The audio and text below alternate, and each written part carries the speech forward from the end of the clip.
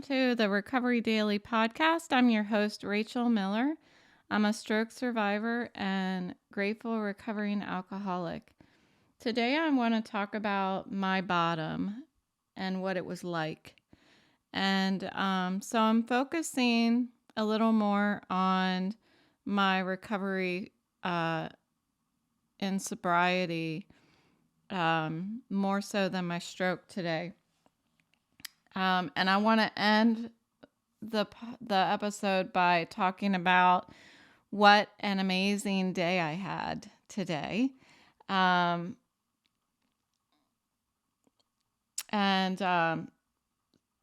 So sorry, I'm hesitating because the best part of my day was that I got to talk to another stroke survivor that is also in recovery for alcoholism as well. And it was, I think, for her and I, one of the most meaningful conversations that I've had in a long time, and I really needed it. And it was absolutely exactly what I needed. To talk to somebody exactly like me who's in double recovery as well. So anyway, I will talk a little bit more about that later, but I wanted to talk about what it was like. So this really isn't going to be, an all-encompassing story about what it was like, but I want to share a little bit about it. And then I'm suspecting in episodes that follow, things will fill in as they have been over the past episodes. So, when the kids were younger, let's see. So I got sober about 7 years ago, and that's when my son had just gone off to college and my daughter was going into her sophomore year of high school. So they were, pretty grown up at that point. So I drank through the extent of raising my children. And I was not abusive. I was very loving. I was a loving alcoholic. No, as far as the extent of their childhood, there wasn't any trouble, really. I just liked to drink back then. And I drank every day. And it wasn't until towards the last few years that I started drinking more than just after work. I had the opportunity to start working from home for a family business, and it was at that point that somewhere in there, I realized, hey, wait a minute, I'm home. I can drink before 5 o'clock.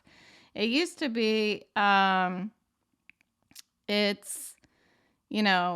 used to be after I logged off work. And I don't know what happened there. It just, I think I just started drinking more and more and more. And so I started drinking earlier and earlier. So I would start drinking at 3, and then I would start drinking at 1, and then I would start drinking at least noon. Don't drink before noon, I thought. And eventually I was drinking when I woke up.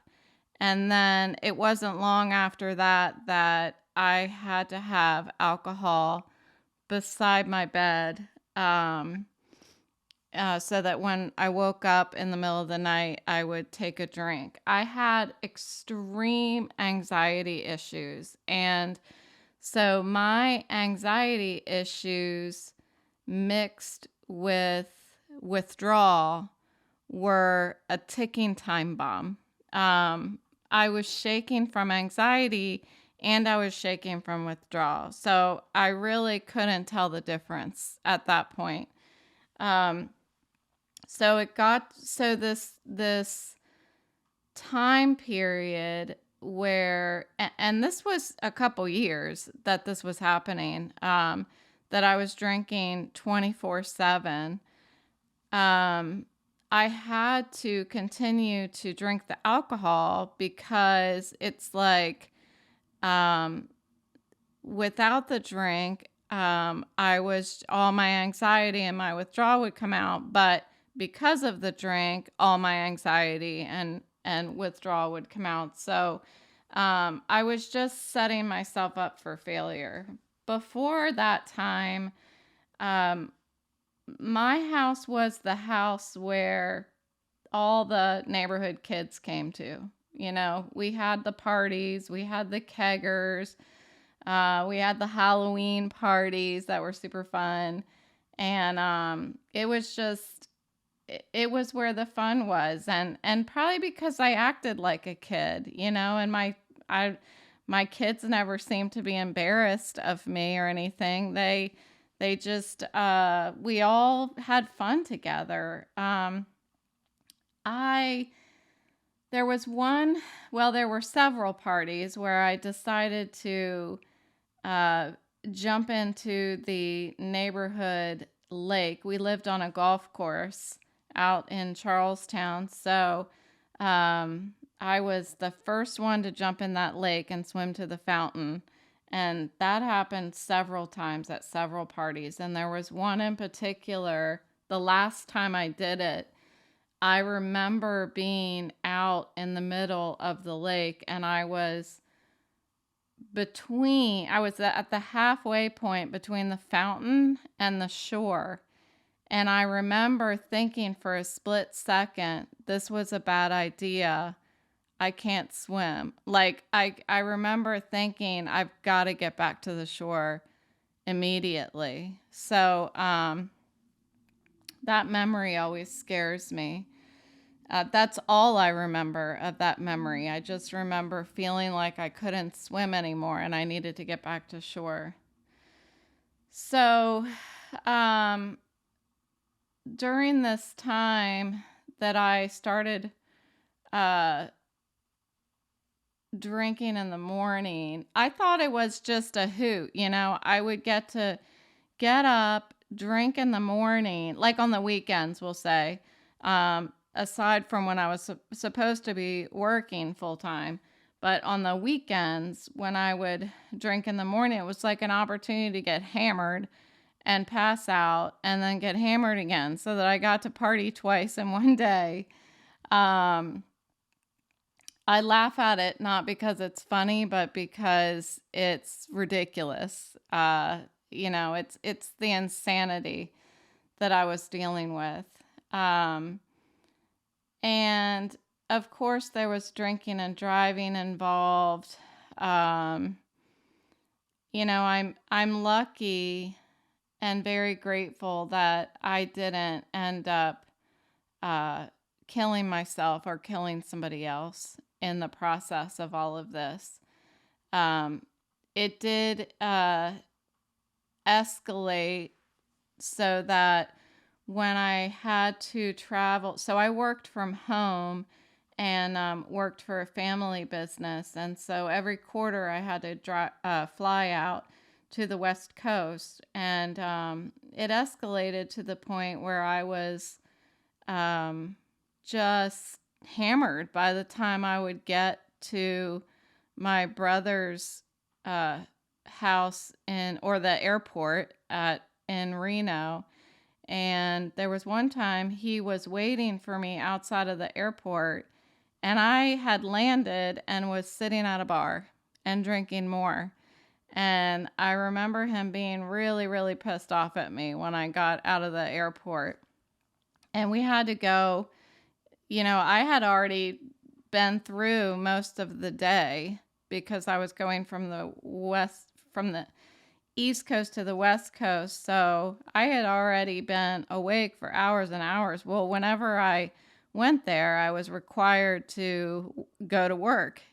So this particular day, though, it was a weekend day, like a Saturday or a Sunday. So I think that's why I took advantage of it and drank even more on the airplane. Anyway, it did not go over very well when I got over to the West Coast. Um, so I missed flights home back to my kids. I would oversleep and get in late to work when I was on the on the West Coast. I'm there specifically to work, and I'm like rolling into work like 2 hours late. It was terrible. It was absolutely terrible. And that feeling, it gets me so spun up when I even think about it. That feeling of like just everything. I couldn't manage my life. Like I couldn't keep up with ordinary life because I was trying to fit all of my drinking in. And it was so stressful. It was so stressful. It was the most difficult way of living. And I try, it's one of those things. It's always good to revisit what it was like. And that's why we go to these meetings every day. I go to a meeting every morning to talk about what it was like, because sometimes when we're going through hard times in the present day, we think that drinking is a good idea, and it's never a good idea. So remembering these types of things reminds us that it's not an option. Picking up a drink is not an option. It's the harder way of living. And there's so often that I'm sitting in meetings and I have this memory bubble of something that happened when I was drinking. And the more that I share about my experience, the more of my experience that I remember. I feel very much like, and I say this all the time, I lived the first half of my life drunk. And I'm so grateful to have made it to the second half so that I can live it sober. So many examples. I remember going to baseball games when my son was really little, and I would fill up a water bottle with wine to get through the game. And one day, it was just the day, I don't even know if it was noon yet, and I remember driving home from that game, and I was driving super fast. I was in that like, oh, I had some drinks and I'm all happy and stuff, and I was driving too fast and I almost ran into a tree. Like my car was sliding off of the road when I took a corner. And just so many of these almost, but didn't happen. They're my not yets. That's what I call them. If I were to drink again, my not yets might happen. And so I try to remember that as well. The things that were close calls that didn't happen. I'm so grateful also that in all the drinking that I did, there was never a situation where anybody in my life was in danger so that I couldn't drive them to the hospital or something like that. There's so many scary thoughts that come to mind now that it's a part of my past. So again, it's important to take time and think about it and talk about it. So towards the end of this time when I was drinking all day long, 24/7, the only time I did not have alcohol in my body was one day when I did the Avon walk. That was only because, and I think that was in my episode yesterday. Um, we were required to camp overnight after the first night. So there was no way to drink at this campsite. So that's the only night I remember not being able to have alcohol. Um, and so there were times when uh, I would wake up in the morning, after probably having slept maybe 3 hours, 4 hours, and I was just like dry heaving, and I would try to throw up because I had so much acid in my stomach, and remember, I wasn't eating either. I was very underweight, so I didn't have anything absorbing any of that alcohol or anything. And so I would wake up and throw up uh until with wine next to me, mind you, until I could take another drink without it coming back up. And then I was off to the races again for the next day. So, I always thought that alcoholics were those people that live under bridges or live in a tent because they can't afford a house. Live in a tent in the woods. But alcoholics look like normal people. I think I look normal. um, they come in all shapes and sizes. And mind you, in my fellowship of sobriety, I sit next to and have great times with some of those people that did live in a tent and did live under a bridge. And they're pretty amazing people. Once you take the alcohol away, then they have hope.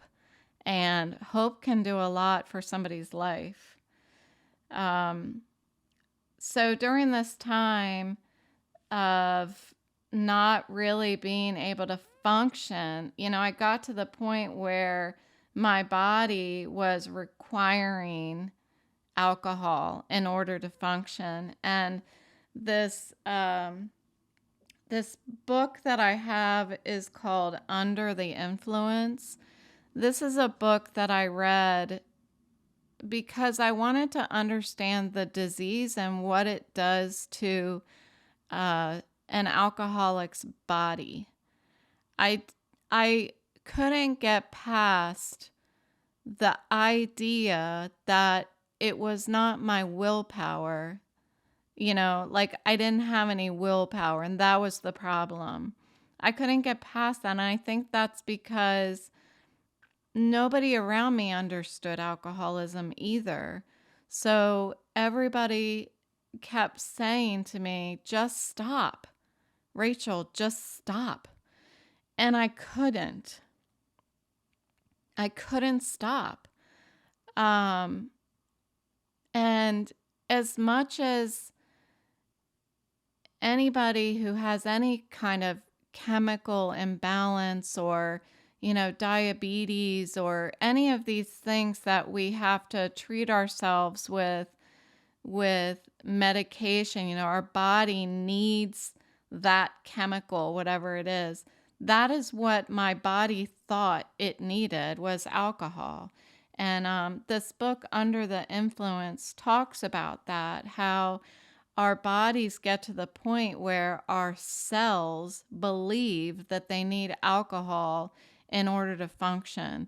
It's really, it's a boring read, but if you are an alcoholic, or you have a loved one who's an alcoholic, and you want to understand the the idea that it's a disease, that it's not somebody's willpower.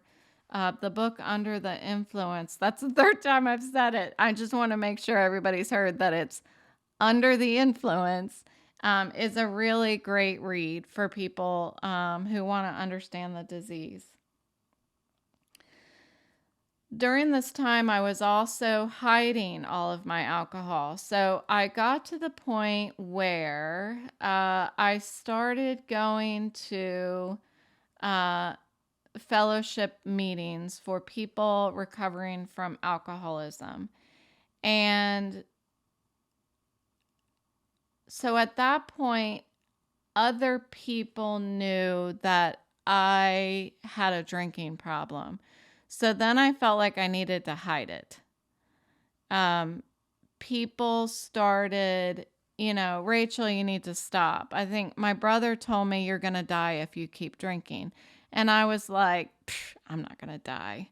Well, I was going to die. He was absolutely right. I was going to die. And there are other people who drank just like me who today are dead. I stopped and they didn't. I took the path of sobriety and they didn't. And I am still alive and they are not. I was absolutely going to die. It's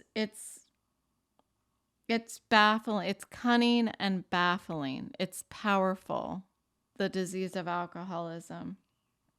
So I was hiding my alcohol anywhere I could find a place to hide it. I was hiding it under the driver's seat of my car.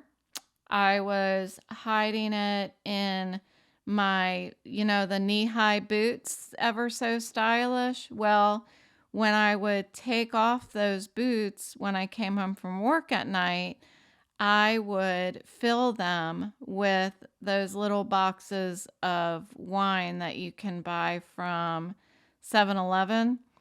And I think I could fit like 3 in there. So when I got home from work after driving the whole way home, drinking those and then hiding them under the seat of my car, I would then somehow get 3 more into the house, and I would swig those in the bathroom while I was changing when I got home from work. And then I would put the empties inside my boots for work. And I just thought, I also was hiding them under the sink in the bathroom. I was hiding them over the top of my closet. And I actually, at one point, had an entire box of wine hidden in the back of my closet so that whenever I went into my closet, I would take a swig of that, fill up a glass. I think I'd take like a water glass up there, pour the water out, and then fill the glass with wine and swig it really fast. And I remember being in my closet and I had the lights off in my closet, but around the corner I had the lights on in the hallway. This was all strategically done so that if anyone was coming around the corner, I could see their shadow approaching me from the hall light approaching me. It's crazy. It's absolutely crazy. So when I was moving out of that house that I was in during all of that time, I was packing up my closet. You can, I thought I had thrown away all the empties, but I mean, there must have been dozens and dozens of empty beer bottles and little wine boxes all throughout my closet, because at one point I pulled some stuff from the top shelf and all these beer bottles just fell on top of me from the top of the closet. Wow. There was one time I remember specifically sitting on the couch watching TV. This was a really difficult thing to do after I quit drinking. Um, after I after I was acting like I quit drinking. There we go. Um, and that was to watch TV without drinking wine. I was so used to always having a glass of wine in my hand that to not have it in my hand, I felt naked. I felt like I needed to be holding on to something. But specifically watching TV in the evening, I correlated that experience with drinking for so many years. For so many years. I mean, from when, from when I was in high school, I would I would drink and watch TV in the evening. And so doing some of these things once I wasn't supposed to be drinking anymore was terribly uncomfortable. Terribly uncomfortable. So there was a point where I signed myself up for a detox facility called CATS through Inova. And so I went off for this program, and my mom drove. You know what? I think my boyfriend drove me. I don't know who drove me because I was drunk. So I have no idea.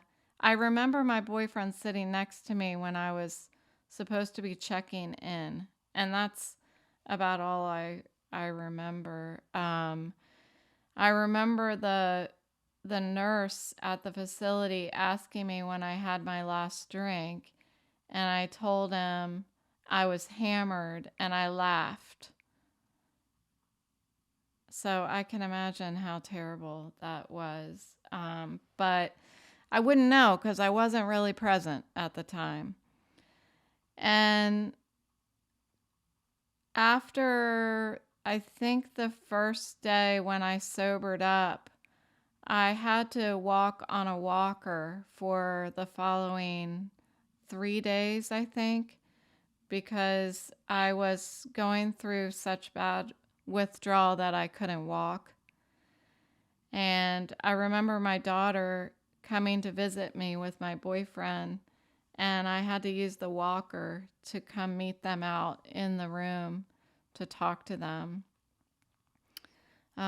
Just really sad, I feel really bad for that woman, that woman who didn't understand what was happening to her, was so sick that she wasn't able to even help herself.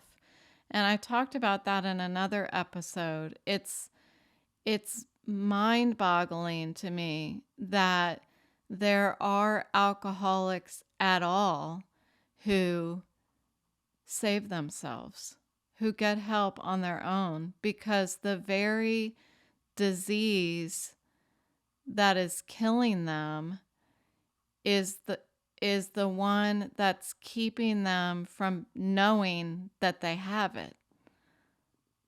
So it's really, all the planets aligned somehow. Somehow I'm here. I don't know why, but I certainly feel very much inclined to share my experience, strength, and hope with others, because if I can plant a single seed to help another person end up like me, then I'm going to do it. And this is another way to share my experiences through this podcast. So even after that experience at detox, I still did not remain sober. I started drinking again after a couple months. I tried really hard to think about this one day at a time thing, and I couldn't. All I could think about was there's no way I can do this for the rest of my life. There's no way. And so I thought, well, if I'm not going to stay sober, I might as well drink today. So I started drinking, and I drank again for another 8 months. At that point, I was lying and hiding everything from everybody again. And,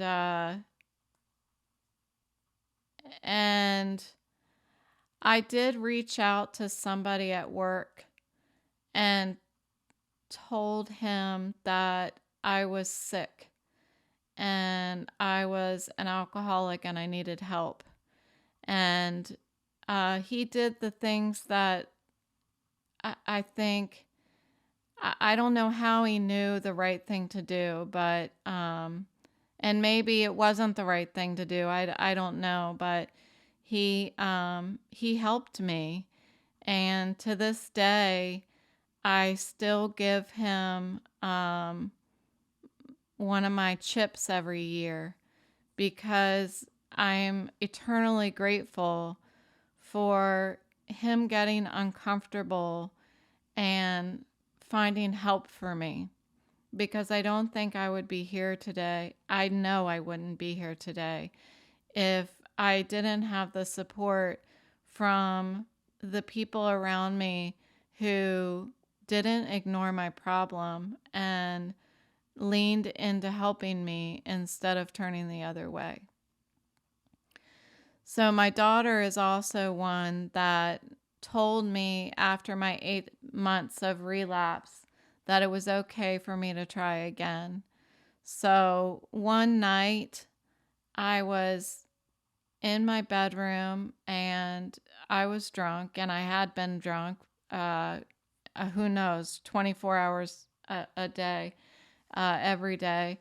And I was sitting there and I thought, I need help. And I'm not, I've never been confident in my faith in religion or anything like that.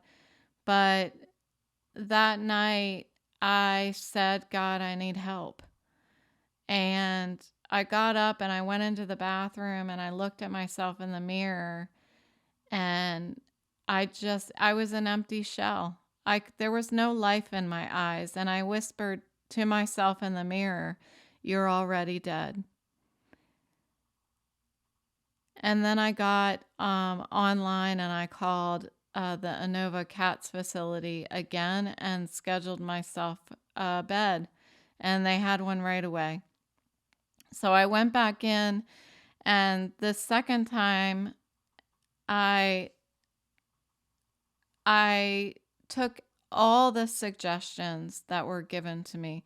The first time around, I've shared this previously, I picked and chose the things that I was going to take, the suggestions that I was going to take. And the second time around, I turned my wanter off, I turned my thinker off, and I did whatever they said. Go see a therapist, done. I went to see a therapist for 2 years. Get a sponsor, done. I did that. Go to Alcoholics Anonymous, done. All of the things that were suggested, I did it. And today I still do everything that is suggested to me in the face of my recovery, because it works for me. And if I leave it up to my own thinking, I'll be back out there again. I'll be back staring at that woman in the mirror again with the empty eyes. And she's scary. I don't want to see her ever again. So I think I'll end there. But I do want to, there's a reason why I wanted to end this with how good of a day I had, because that was a pretty big downer. I hope you got through it. And and not, if not anything else, gained some sort of value from my experience. That's the only reason I'm sharing it. It's not to be like, oh, look at me, look what I did. Yeah, I sucked. Oh, I was a total drunk. Yeah, I partied all the time. Like, there's nothing cool about it. I'm talking about it because I wanted to help somebody. And there are lots of people, um, who have to go in and out a lot more than me. I only went to detox twice, and some people only have to go once, and that's awesome. But there are some people who go a dozen times, and I don't know why it sticks for some people and other people it doesn't. But I just continue to try to practice what I know and put everything I have into it so that I can continue to seek joy in my life. So today was a good day, and this is why. I already shared the biggest thing that happened to me today was I reconnected with another stroke survivor who is also a recovering alcoholic, and she's my sister. And when we had a stroke about the same time, and although we have different symptoms that we're experiencing, we got to talk today about what it's like to be a stroke survivor and the acceptance, the process of grieving, like what I talked about the other day, the process of denial and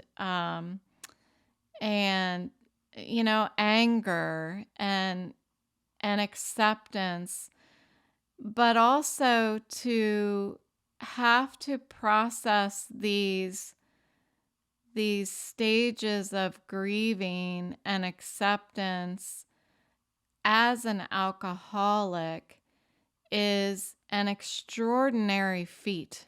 It really is. It's extraordinary. And to have somebody exactly like me that I can talk to, there is nothing as valuable as that. And so I'm so grateful that she reached out to me today. And she had no idea that I had gone back into short-term disability and that I had regressed back into a lot of the all of the symptoms that I had when I first had my stroke. She had no idea. So I caught her up on all of that and just told her that, this is the type of stuff that happens when you're sober. You suit up and you show up and you're given blessings and things that you wouldn't see if you were drinking. So I'm really grateful for her. And if you're listening, I love you. So today I also worked on sewing my, I have a project where I have taken apart a bunch of Goodwill donation clothes and put them back together and made a new shirt. I am not a sewer, but I am becoming one. So I'm working on finishing that up. And then I had a talk with my boyfriend about how I'm a multitasker. So typically I'll listen to my audiobook while I'm sewing, or I'll take the dogs out back to swim in the little tiny baby pool while I listen to my book, or I'll do like a couple things at a time. And so he reminded me that I have time is not something that I am lacking. So it might be beneficial to help me slow down to do one thing at a time. So that's what I focused on doing today, one thing at a time. And I had like an agenda for myself, and that really made me feel good. It made me feel like I wasn't just drifting through my day, you know. So I'm proud to say that I took the dogs a block over to the elementary school so that they could play. So I walked all the way over there and did not feel really terrible or nauseous for that walk. So that's great. I did follow that up with a 3-hour nap. And then, because of my podcast episode yesterday, I decided this girl needs some vitamin D and serotonin. So I laid out in the sun for a while, and that's when I listened to my book. So it was a really good day. And so I'm going to try to do something similar tomorrow.